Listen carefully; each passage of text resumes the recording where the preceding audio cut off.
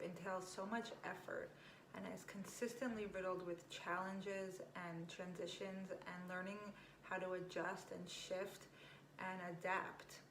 And I would say that during this time period, 2020 and now going into 2021, that ability to transition, adjust, and adapt has been called upon onto even greater measures as we have all struggled through this time period of the pandemic. And I'm talking about struggles within our marital relationships, within our homes, in adjusting to all of the changes, to financial changes, to work changes, to household responsibility changes, to educational changes, child rearing changes. I mean, you name it, we've had to deal with it. And today I really wanted to talk about the possibility, the potential of being able to move through these transitions and adjustments with the most positive feelings as possible. I think there's a lot to be said for the ability to do technical planning with your partner, with your spouse, and to come up with a technical plan that works well for your family, including hours and days and who's doing what and splitting responsibilities.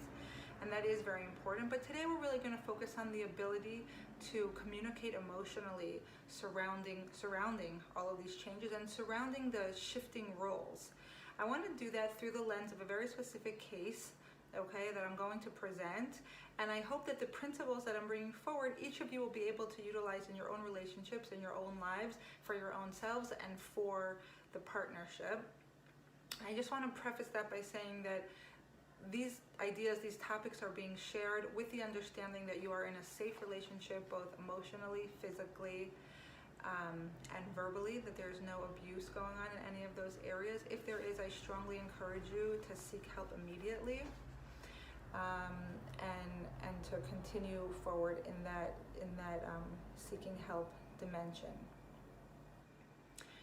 With the understanding that we are in a safe relationship and there is the ability for trust, for mutual, not only pleasure, but mutual enjoyment and mutual understanding one of the other. Yes, I'm a sex therapist, so my brain will always go to pleasure, but I'm going to stick with this topic of emotional closeness. And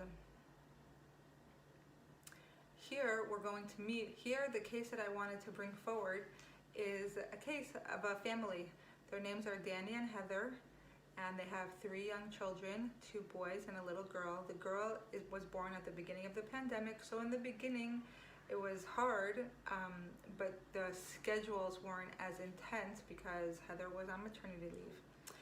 And once she went back to work full time, what they decided worked best for them was that Heather would work from 4 a.m. to 2 p.m.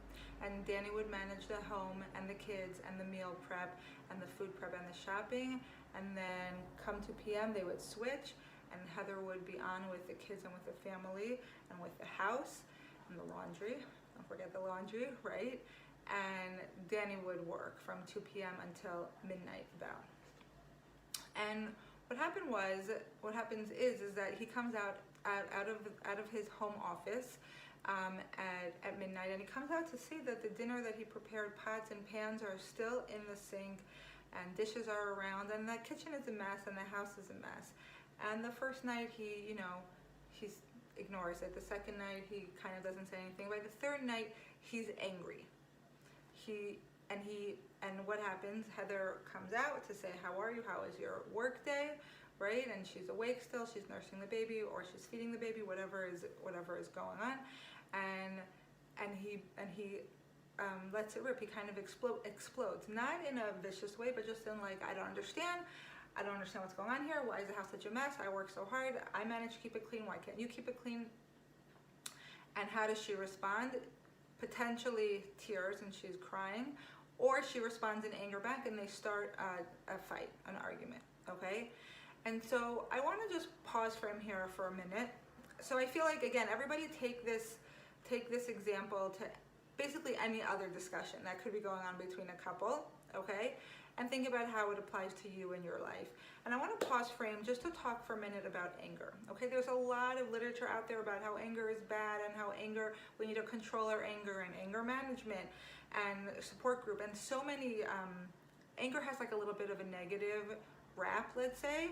And I would say that in some cases it is only negative. But what I have seen time and again in my clinic here in Beit Shemesh, in my private practice, and also in Jerusalem, is that anger is serving to protect the person who is feeling it. What happens is there's a series of events that happens that there's a certain emotion that comes up, and it's a painful emotion, and it doesn't feel good for the person, for the individual. So what happens, instead of feeling that painful negative emotion, anger comes and says, don't worry, I'm going to protect you. It comes up as a defense, and it pushes back, and it pushes out.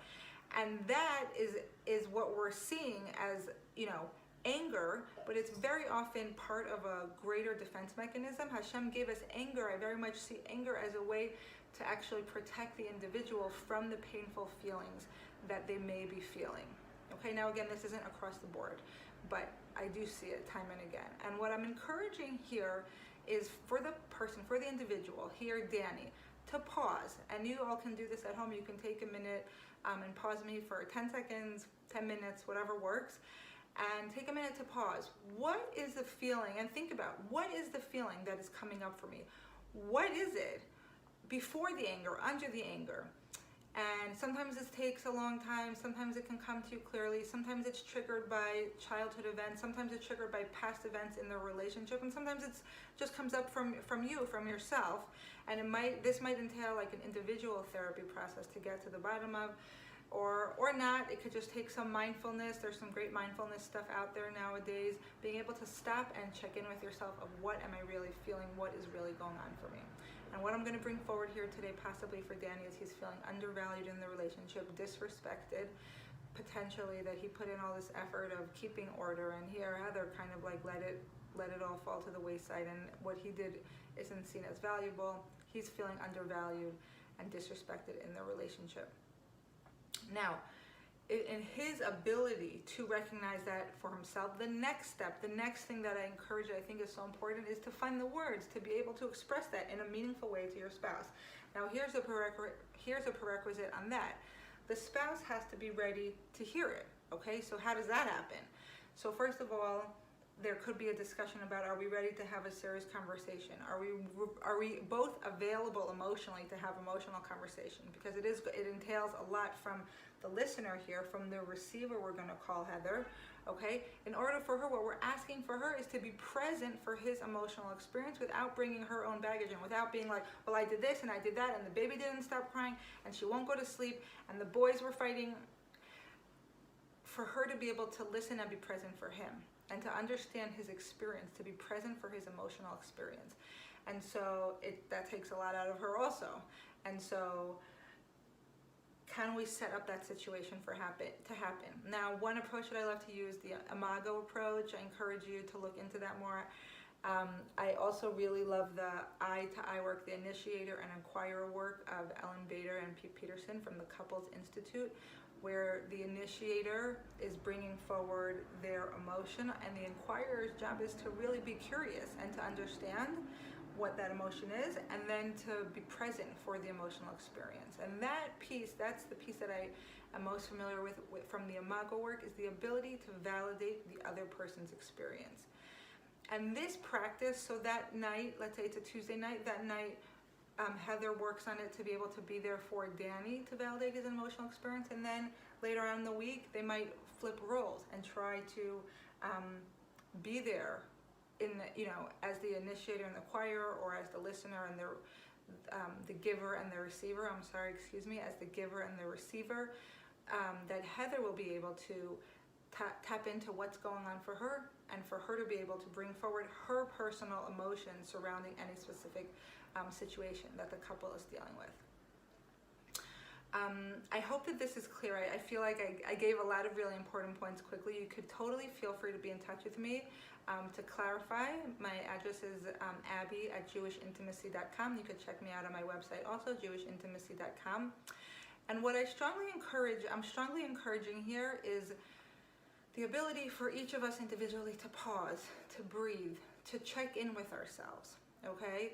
To notice what's coming up for ourselves. That might entail closing your eyes. That might entail going for a walk alone, together. This conversation doesn't necessarily need to happen face-to-face. It could happen on a walk. It could happen on a date. It could happen, I don't recommend over text or email. It's definitely a conversation that needs to happen between two people.